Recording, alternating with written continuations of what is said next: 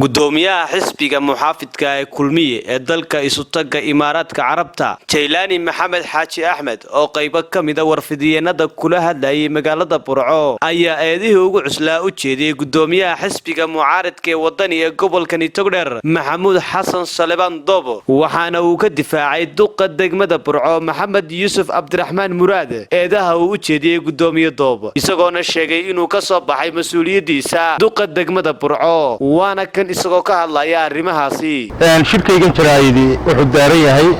intii inaan kaga hadlo shir jaraayid oo hore uu qabtay gudoomiyaha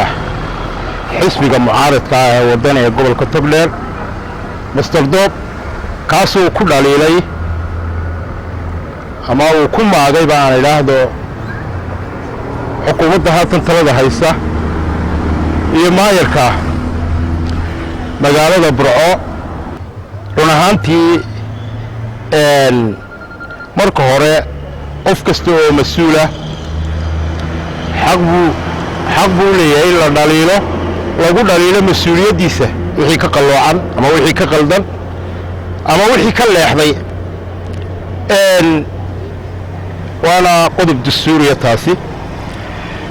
laakiinse tiisu waxaan odhan karaa waxay ahayd si kale may ahayn dhaliil laakiinse waxay ahayd ama aan odhan karaa waxay ahayd mid maaga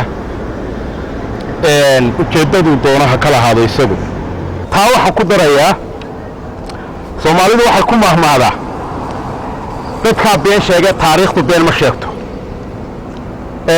run ahaantii Doob wuxuu ahaa ninkii xisbigaas uu ka tirsan yahay boqolaalka kuna qarash gareeyay 80 codna u keenay waxaan leeyahay oo aan ugu baaqaya hoggaanka xisbiga mucaaradka ee waddani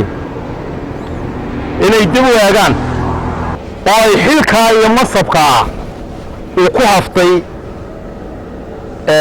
run ahaantii ay qiimayn ku sameeyaan xaqiiqatan waxaan ku kalsoonahay intii awooddiisa iyo intii karaankiisa iyo in kaloo uu ku darayba maayarka ama duqa magaalada Burco uu qabtay waanu u taagan yahay waanu ku ammaanan yahay waxaan odhan karaa